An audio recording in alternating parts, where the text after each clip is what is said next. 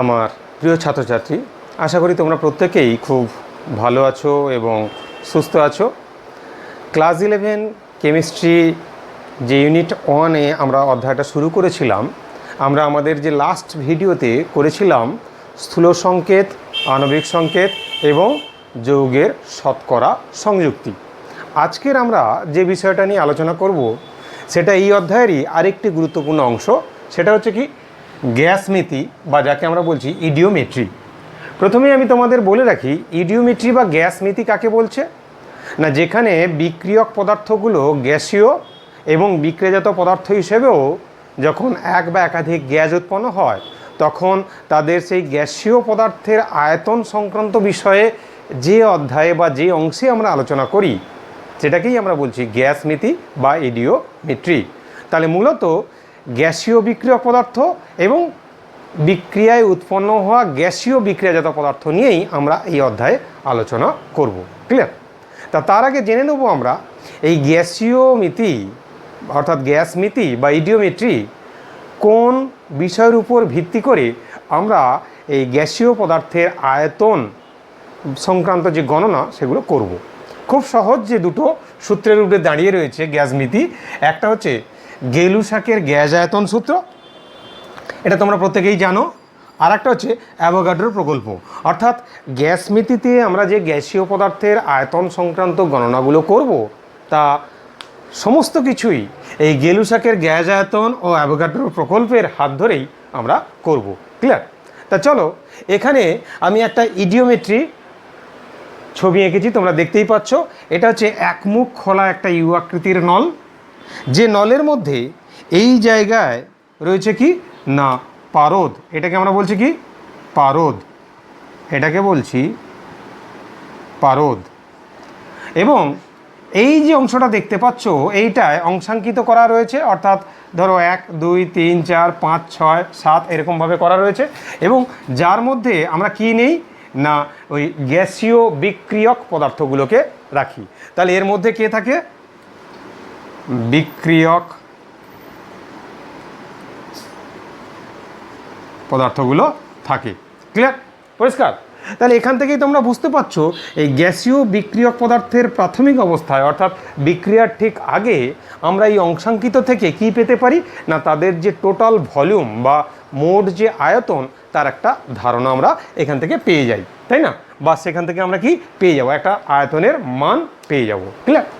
তা আজকের আমাদের এই গ্যাসমিতিতে আমরা যেটা করব সেটা হচ্ছে হাইড্রোকার্বনের আয়তন নির্ণয় করব এবং তার পাশাপাশি হাইড্রোকার্বনের আণবিক সংকেত এবং স্থূল সংকেত সেটা বের করব। ঠিক আছে? তাহলে আজকের আমাদের গ্যাসমিতিতে আলোচ্য যে বিষয়টি হচ্ছে সেটা কি হাইড্রোকার্বন। তাহলে বুঝতেই পারছো, তাহলে এই জায়গায় বিক্রিয়ক পদার্থ হিসেবে আমরা কি নেব? হাইড্রোকার্বন। এবং সেই হাইড্রোকার্বনের আমরা কি ঘটাবো? দহন ঘটাবো। আর দহন ঘটাতে গেলেই আমাদের কি দরকার? অক্সিজেন দরকার। তার মানে আমরা এই ইডিওমিটার নলের মধ্যে এই জায়গায় বিক্রিয়ক পদার্থ হিসাবে কী নিচ্ছি? দুটো জিনিস নিচ্ছি। এক হচ্ছে কি হাইড্রোকার্বন, আমি এই জায়গায় লিখছি, একটা নিলাম কি হাইড্রোকার্বন, নিলাম অতিরিক্ত অক্সিজেন। ক্লিয়ার? এই জায়গাটায় নিলাম। তাহলে বিক্রিয়ার আগে আমরা এই হাইড্রোকার্বন এবং অতিরিক্ত অক্সিজেন এরা দুজন যদি গ্যাসীয় হয় তাহলে তার যে আয়তন সেটা কি আমরা নির্ণয় করতে পারবো খুব সহজেই, কারণ এই অংশাঙ্কিত করা রয়েছে। ক্লিয়ার? এবারে আসছে কি না, দেখো এই জায়গায় আমি সেটা দেখিয়েছি। আমরা কি করলাম না হাইড্রোকার্বন নিলাম এবং অতিরিক্ত অক্সিজেন নিয়েছি এই জায়গায়। ক্লিয়ার? এবারে আমরা করব, বা এই নলের মধ্যে দেখতে পাচ্ছি দুটো প্লাটিনাম ওয়্যার রয়েছে, এই জায়গায় দুটো প্লাটিনাম ওয়্যার রয়েছে। যে প্লাটিনাম ওয়্যারের মধ্যে দিয়ে উচ্চ বিভব প্রভেদ যদি আমরা সৃষ্টি করি তাহলে কি হবে? বিদ্যুৎ স্ফুলিঙ্গির সৃষ্টি হবে। এই বিদ্যুৎ স্ফুলিঙ্গি উচ্চ তাপমাত্রার সৃষ্টি করে। সেই উচ্চ তাপমাত্রায় আমরা কি দেখব না এই হাইড্রোকার্বন এবং যে অক্সিজেন এদের মধ্যে বিক্রিয়া ঘটবে, অর্থাৎ হাইড্রোকার্বনের দহন ঘটবে। এবারে বিক্রিয়ার পরে কি উৎপন্ন হবে চলো দেখে নিই। বিক্রিয়ার পরে দেখো বিক্রিয়াজাত পদার্থ হিসাবে আমরা কার্বন ডাই অক্সাইড গ্যাস পাচ্ছি, H2O জল পাচ্ছি, এবং অবিকৃত অক্সিজেন কিছু পরিমাণ পাবো। তার মানে এখান থেকে আমরা বিক্রিয়ক পদার্থ হিসাবে যে দুটো পদার্থ ব্যবহার করেছিলাম, একটা হাইড্রোকার্বন আর একটা হচ্ছে অক্সিজেন, যেটাকে আমরা বলছি কি অতিরিক্ত অক্সিজেন। তার মানে এখানে যদি বলা হয় এই যে হাইড্রোকার্বন, এটাকে আমরা বলছি লিমিটিং রিয়েজেন্ট, লিমিটিং রিয়েজেন্ট, অর্থাৎ যেটা কিনা বিক্রিয়ার পরে আর থাকবে না, অর্থাৎ বিক্রিয়ার পরে সম্পূর্ণটাই কী হবে, শেষ হয়ে যাবে। আর এই অক্সিজেনটাকে আমরা কি বলছি না, এটাকে বলছি এক্সেস রিয়েজেন্ট। লিমিটিং রিয়েজেন্ট তোমরা জানো প্রত্যেকেই, লিমিটিং রিয়েজেন্টটা কি, অর্থাৎ বিক্রিয়ায় যে বিক্রিয়ক পদার্থটি সম্পূর্ণ অংশগ্রহণ করে এবং যার প্রপোশনে রাসায়নিক বিক্রিয়ায় অংশগ্রহণকারী অন্যান্য বিক্রিয়ক পদার্থগুলো কি অংশগ্রহণ করে। ক্লিয়ার? তাহলে এটাকে বলছি কি আমরা লিমিটিং রিয়েজেন্ট, অর্থাৎ হাইড্রোকার্বন যা বিক্রিয়ার পরে আর থাকবে না, এবং এটাকে বলছি এক্সেস রিয়েজেন্ট, অর্থাৎ বিক্রিয়ার পরে কিছুটা হলেও থাকবে। ক্লিয়ার? তাহলে এই শর্তে আমরা এই বিদ্যুৎ স্ফুলিঙ্গির মধ্যে দিয়ে হাইড্রোকার্বনের দহন ঘটালাম, এবং দহন ঘটানোর পর আমরা যেটা পেলাম সেটা হচ্ছে কার্বন ডাই অক্সাইড, জল এবং অবিকৃত কিছু পরিমাণ অক্সিজেন। ক্লিয়ার?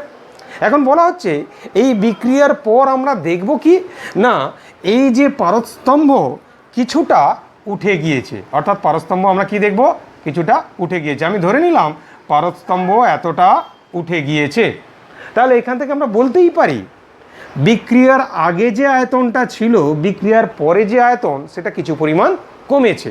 এবং এই যে ঘটনাটা, এটা আমরা হাইড্রোকার্বনের যে কোনো হাইড্রোকার্বনের দহনেই এটা লক্ষ্য করব। ক্লিয়ার?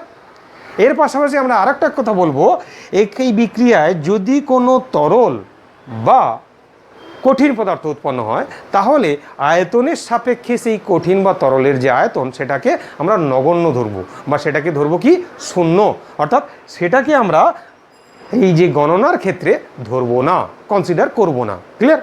পরিষ্কার?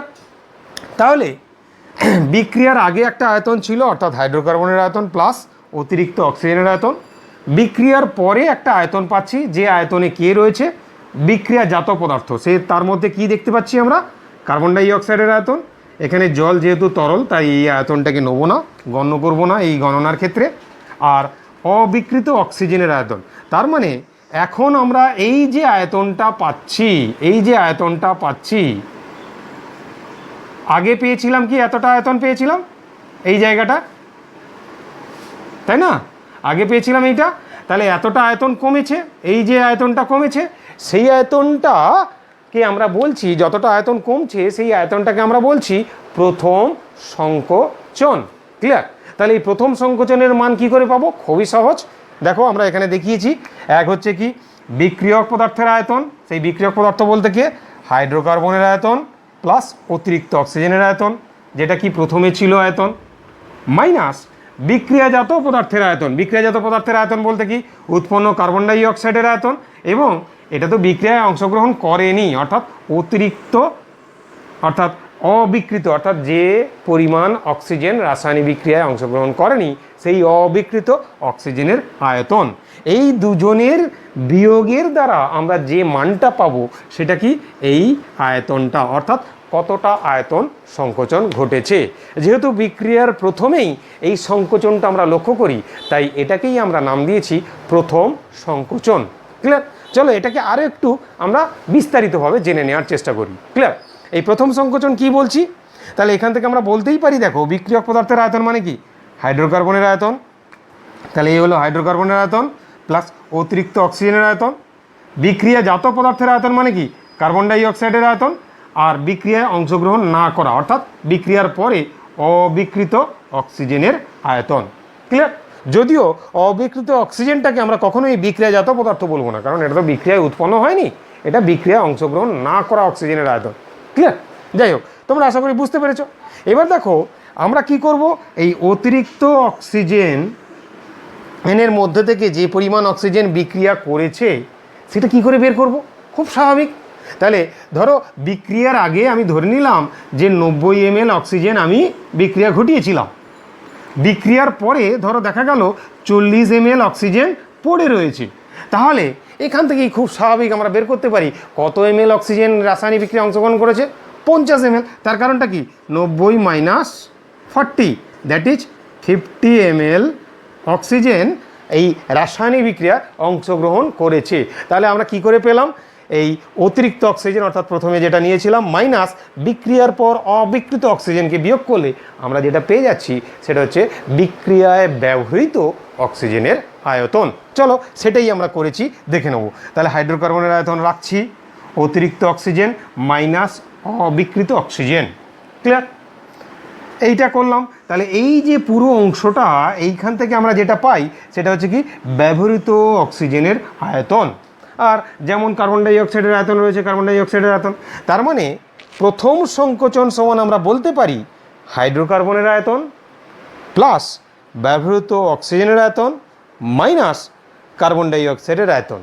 যেটা আমরা কোত্থেকে পাবো না, এই রাসায়নিক বিক্রিয়াটা যখন পাবো তাকে সমতা বিধান করার পর পেয়ে যাব। অর্থাৎ সমতা বিধানযুক্ত রাসায়নিক সমীকরণ থেকে আমরা পাবো হাইড্রোকার্বনের আয়তন এবং রাসায়নিক বিক্রিয়ায় অংশগ্রহণ করা অর্থাৎ যেটা কেবলমাত্র বিক্রিয়া অংশগ্রহণ করেছে সেই পরিমাণ অক্সিজেনের আয়তন এবং বিক্রিয়ার পরে উৎপন্ন কার্বন ডাই অক্সাইডের আয়তন। এখান থেকেই আমরা যেটা পেয়ে যাব সেটাকে বলছি কি প্রথম সংকোচন। তাহলে আশা করি প্রথম সংকোচনের যে বিষয়টা তোমাদের কাছে ক্লিয়ার হয়েছে, ক্লিয়ার? এরপরে আসছি যেটা আমরা, সেটা কি না দ্বিতীয় সংকোচন। এরপরে আমরা কি করব, এরপরে আমরা যেটা জানবো সেটা হচ্ছে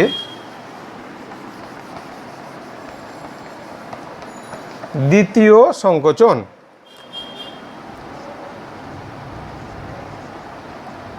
দ্বিতীয় সংকোচন, এই দ্বিতীয় সংকোচন আমরা কি বলছি না, আমরা এই ইডিওমিটার নলেই যদি বাইরে থেকে KOH দিয়ে দিই, KOH অর্থাৎ পটাশিয়াম হাইড্রোক্সাইড, বাইরে থেকে পটাশিয়াম হাইড্রোক্সাইড দেওয়ার পর যদি ঝাঁকিয়ে নেই তাহলে আমরা দেখব পটাশিয়াম হাইড্রোক্সাইড এই বিক্রিয়ায় উৎপন্ন হওয়া পুরো কার্বন ডাই অক্সাইডকে কী করে নিয়েছে না শোষণ করে নিয়েছে এবং তার ফলে যে সংকোচন সেটাকেই আমরা বলছি কি দ্বিতীয় সংকোচন। অর্থাৎ এখানে KOH দেবো এবং KOH দেওয়ার পরে আমরা দেখব আগের যে আয়তন সংকোচন হয়েছে সেই আয়তন সংকোচন থেকে আরও কিছুটা আয়তন কমে গেল, ক্লিয়ার? এবং সেই আয়তন সংকোচনটা ঘটলো কেন না এই KOH দেওয়ার ফলে, অর্থাৎ KOH দ্বারা শোষিত হওয়ার ফলেই আমরা আবার একটা আয়তনের সংকোচন দেখতে পেলাম এবং এই কারণেই এটাকে আমরা বলছি দ্বিতীয় সংকোচন। তার মানে আমরা বলতেই পারি দ্বিতীয় সংকোচন সমান যে উৎপন্ন CO2 এর আয়তন, উৎপন্ন CO2 এর আয়তন, ক্লিয়ার? তা চলো এবারে আমরা এই পুরো বিক্রিয়াটাকে রাসায়নিক বিক্রিয়াটাকে সমতা বিধান করে নেই, কি হয় দেখা যাক। XCO2 plus Y/2 H2O। তাহলে আমরা চলে এলাম হাইড্রোকার্বনের যে দহন ঘটিয়েছিলাম একটু আগে, যেখানে আমরা প্রথমেই দেখে নিয়েছিলাম প্রথম সংকোচন, তোমরা দেখতেই পাচ্ছ হাইড্রোকার্বনের আয়তন প্লাস ব্যবহৃত অক্সিজেনের আয়তন মাইনাস কার্বন ডাই অক্সাইডের আয়তন, এবং দ্বিতীয় সংকোচন থেকে আমরা পেয়েছিলাম কি বিক্রিয়ায় উৎপন্ন CO2 এর আয়তন, ক্লিয়ার? কারণ কি KOH দেওয়ার ফলে এই আয়তন সংকোচনটা ঘটেছিল। এবারে আমরা যেহেতু এই গ্যাসমিতিতে আজকের হাইড্রোকার্বনের সংকেত নির্ণয় করতে চলেছি, সুতরাং আমরা হাইড্রোকার্বনের সেই রাসায়নিক বিক্রিয়াটা দেখে নিচ্ছি। তা প্রথমেই আমরা দেখে নিচ্ছি কি হাইড্রোকার্বন যাকে আমরা ধরে নিচ্ছি CXHY, ক্লিয়ার? এটা সম্পৃক্ত বা অসম্পৃক্ত যে কোনো হাইড্রোকার্বনই হতে পারে। তাহলে সেখানে কে রয়েছে কার্বন আর হাইড্রোজেন, যেখানে সেই সংকেতের দ্বারা আমরা এটাও বোঝাচ্ছি যে কার্বন পরমাণুর সংখ্যা হচ্ছে X আর হাইড্রোজেন পরমাণুর সংখ্যা হচ্ছে Y, ক্লিয়ার? এবার দেখো রাসায়নিক বিক্রিয়াটা সমতা বিধান করলে হয় এরকম X + Y/4 O2 X CO2 + Y/2 H2O। এখন প্রশ্ন হচ্ছে এই ব্যবহৃত অক্সিজেনের যে আয়তন আমরা পাচ্ছি X + Y/4 এটা কি করে আসছে, চলো এটা একটু বুঝে নিই আমরা, ঠিক আছে?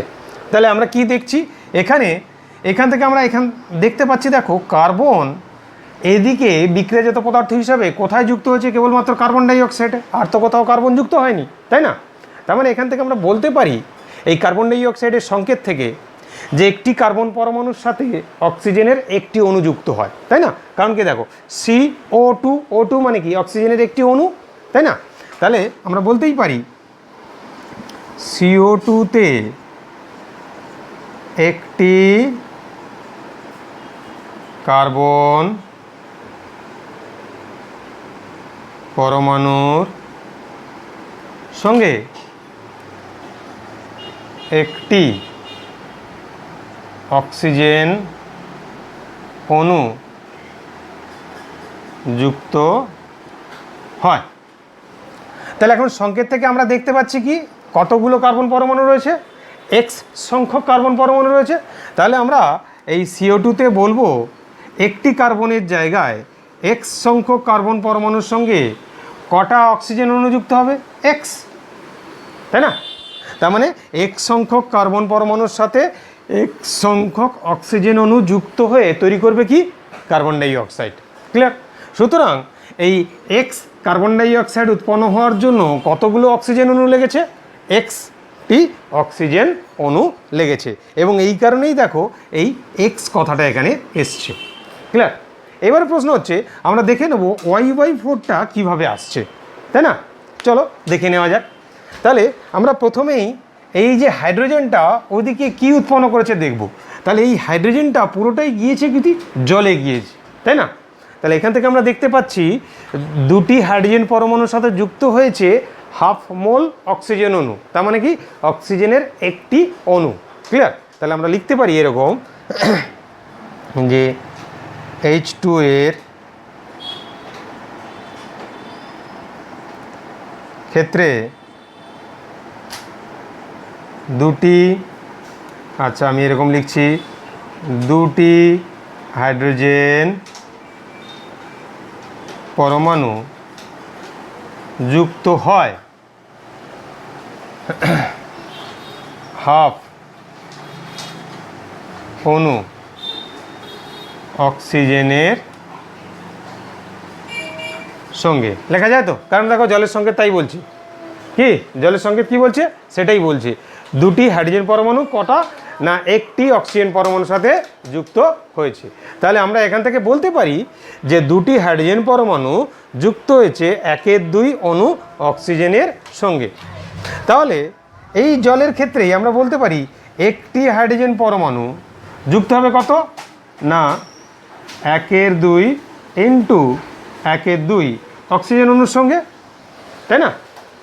তাহলে এখান থেকে আমরা বলতে পারি ওয়াইটি হাইড্রোজেন পরমাণু কটার সাথে যুক্ত হবে? না Y/4 অক্সিজেন অণুর সঙ্গে যুক্ত হবে। তাহলে এই যে Y/4 আমরা কি করে পেলাম? না এই Y সংখ্যক হাইড্রোজেন পরমাণু যুক্ত হয়েছে কি জল উৎপন্ন করেছে, তাই না? কারণ সমতা বিধানে আমরা কি জানি, বিক্রিয়ক পদার্থের যতগুলো পরমাণু বিক্রিয়ার পরেও আমরা বিক্রিয়াজাত পদার্থে ঠিক সমসংখ্যক পরমাণুই পাবো। তাহলে এদিকে যদি Y সংখ্যক হাইড্রোজেন পরমাণু থাকে তাহলে এদিকেও আমরা Y সংখ্যক হাইড্রোজেন পরমাণু পাবো। ক্লিয়ার? দেখো এই যে ব্যালেন্সে Y/2 × 2, তাহলে এখানে পেয়েছি। তাহলে সেই Y সংখ্যক হাইড্রোজেন পরমাণু কতগুলো অক্সিজেনের সাথে যুক্ত হচ্ছে? না Y/4 অক্সিজেন অণুর সাথে যুক্ত হচ্ছে। তার মানে অক্সিজেনের যে টোটাল অণু যেটা আমরা এই রাসায়নিক বিক্রিয়ায় অংশগ্রহণ করতে দেখলাম সেটা কি X + Y/4, অর্থাৎ এই হচ্ছে অক্সিজেনের টোটাল অণুর সংখ্যা, যা কি না কার্বন ডাইঅক্সাইড হাইড্রোকার্বনের দহনে ব্যবহৃত হয়েছে। আশা করি তোমরা বুঝতে পেরেছো।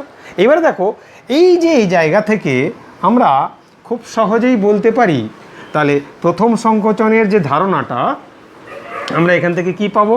তাহলে এখান থেকে দেখো আমরা বলতেই পারি হাইড্রোকার্বন যদি 1 ml হয় তাহলে অক্সিজেন কত হবে? X + Y/4 × 1 ml। তাহলে কার্বন ডাই অক্সাইড কী হবে? X × 1 ml। এবার দেখো জলটাকে আমরা নিচ্ছি না, তার কারণটা কি, জল যেহেতু তরল তাই গ্যাসের সাপেক্ষে এর আয়তনটাকে আমরা নগণ্য বা শূন্য ধরছি। ক্লিয়ার? তাহলে এটা যদি আমার 2 ml হয় তাহলে এটা কি হবে?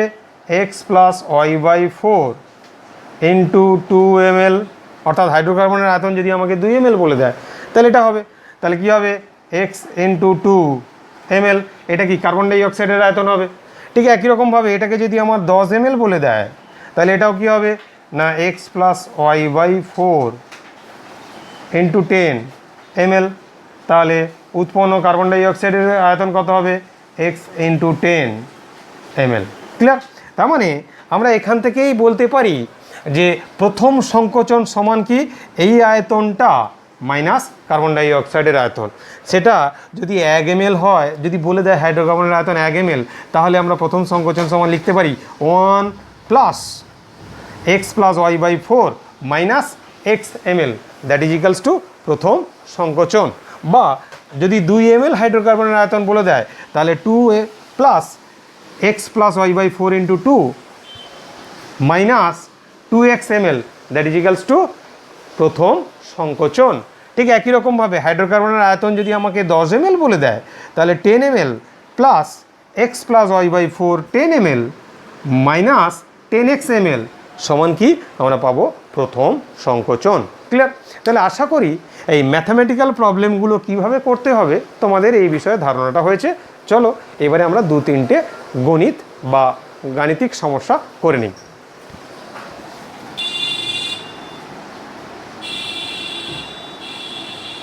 তাহলে আমরা চলে এসেছি আমাদের একটা গাণিতিক সমস্যা। এটা দেখো যেই 2019-এ এই সমস্যাটা এসেছিল। কি বলছে? খুবই সহজ একটা সমস্যা না, 300 কেলভিন উষ্ণতায় 1 atm চাপে 10 ml হাইড্রোকার্বন, অর্থাৎ হাইড্রোকার্বনের আয়তন দিয়ে দিয়েছে সেটা কত 10 ml হাইড্রোকার্বনের সম্পূর্ণ দহনের জন্যে 55 ml অক্সিজেন প্রয়োজন হয় এবং দহনের ফলে 40 ml কার্বন ডাই অক্সাইড উৎপন্ন হয়। অর্থাৎ কার্বন ডাই অক্সাইডের যে আয়তন সেটা দিয়ে দিয়েছে এবং বিক্রিয়ায় যে ব্যবহৃত অক্সিজেন সেটারও আয়তন দিয়ে দিয়েছে, আর হাইড্রোকার্বনের আয়তনও দেওয়া আছে। তাহলে আমাদের প্রথম যে কাজ সেটা কি না বিক্রিয়ার রাসায়নিক যে সমীকরণটা সেটাকে লেখা। তাহলে আমরা ধরে নিচ্ছি হাইড্রোকার্বনের আয়তন CxHy plus x plus y by 4 O2 এবং বিক্রিয়ায় উৎপন্ন হয় XCO2 প্লাস H2O ওয়াই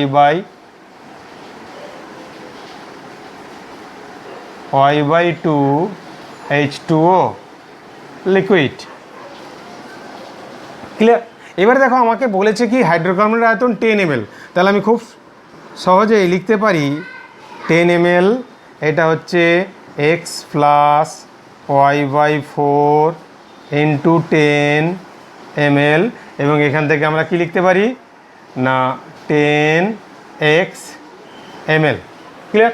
এবার দেখো প্রশ্নানুসারে আমাকে সাপ্লাই করেছে কি না বলছে দহনের জন্য সম্পূর্ণ দহনের জন্য কতটা লাগছে এই পরিমাণ অক্সিজেন লাগছে। তার মানে এইটাই তো আমার ব্যবহৃত অক্সিজেন, তাহলে এইটা ইকুয়ালস টু কি 55 ml। ক্লিয়ার? তার মানে আমরা প্রথম যে সমীকরণ সেটা পাচ্ছি x plus y by 4 into 10 that is equals to 55, দুটোই এমএলএ আছে 55। ক্লিয়ার? এটা পেলাম কি আমাদের 1 নম্বর সমীকরণ। এরপরে কি দিয়েছে না এবং দহনের ফলে 40 ml কার্বন ডাই অক্সাইড উৎপন্ন হয়েছে। এখানে বিক্রিয়া থেকে আমি কি দেখতে পাচ্ছি 10x ml carbon die oxide উৎপন্ন হয়েছে। তাহলে সেই 10x এর মানটা কার সাথে সমান 40-র সাথে সমান। তাহলে আমরা দ্বিতীয় যে সমীকরণটা সেটা পাই সেটা হচ্ছে 10x that is equals two 40। Clear? এটা হচ্ছে 2 নম্বর সমীকরণ। বা এখান থেকে আমরা সরাসরি সমাধান করেও নিতে পারি বা x ইকালস টু 4। ক্লিয়ার? তার মানে x এর একটা ভ্যালু আমি পেয়ে গেলাম।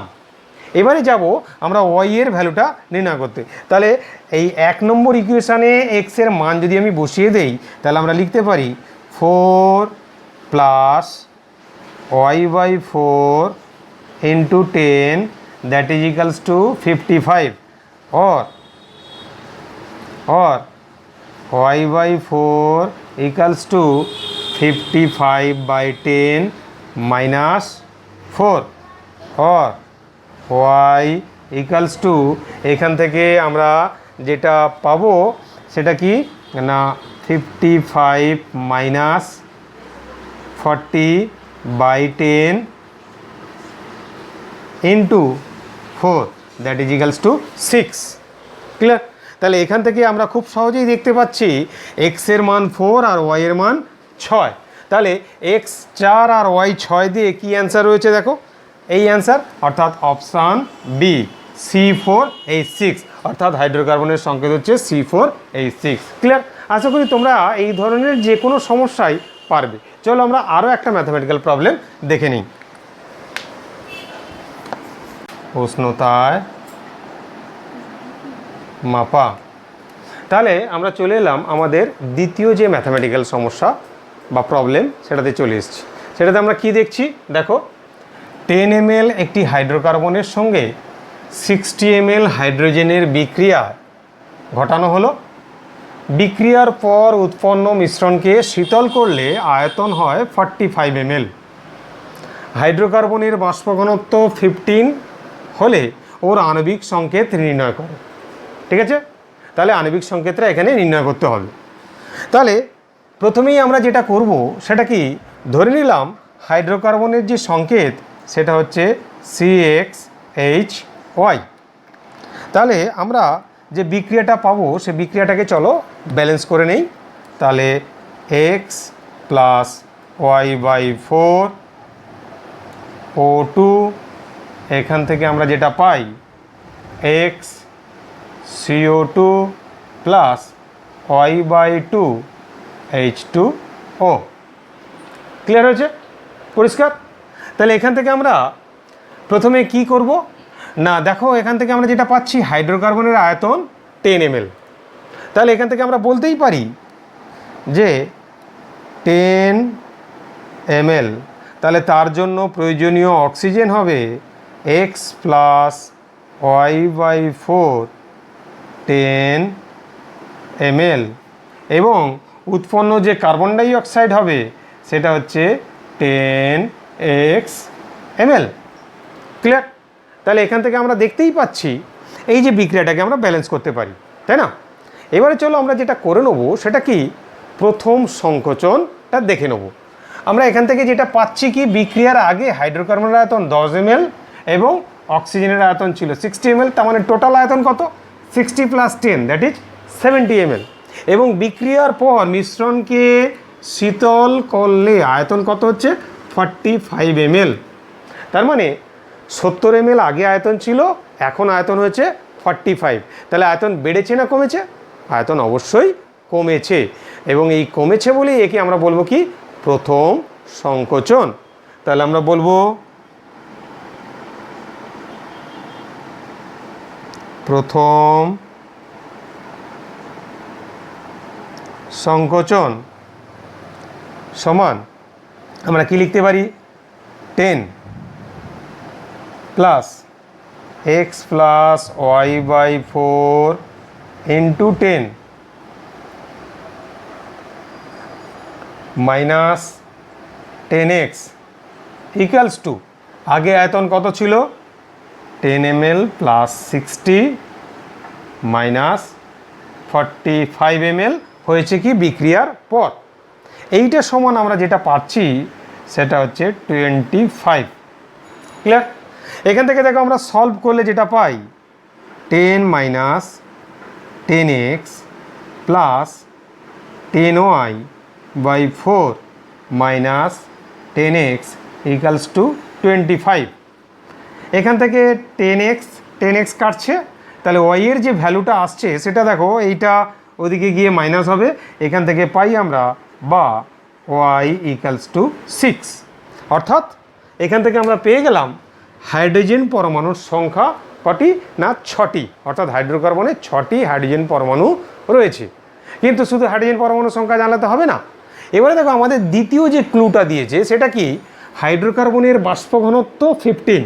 তাহলে এখান থেকে আমরা কি বের করতে পারি, হাইড্রোকার্বনের আণবিক ভরটা বের করতে পারি, তাই না?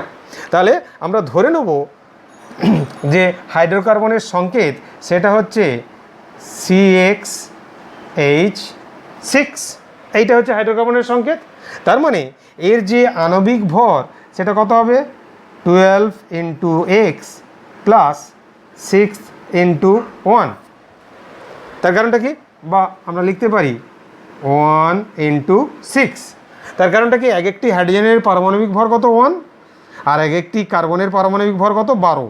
তাহলে কার্বনের পরমাণুর যে সংখ্যা সেটা হচ্ছে এক্স, আর হাইড্রোজেনের যে পরমাণুর সংখ্যা সেটা হচ্ছে 6। ক্লিয়ার? এইটাই হচ্ছে কি তার আণবিক ভর। তাহলে এই আণবিক ভরটা কার সঙ্গে সমান হবে, বাষ্প ঘনত্বের দ্বিগুণের সাথে। তার মানে আমরা লিখতে পারি 15 into 2 that is equals two 30। Clear? তাহলে এখান থেকে দেখো আমরা এক্সের যে ভ্যালুটা সেটা পাই কত 2।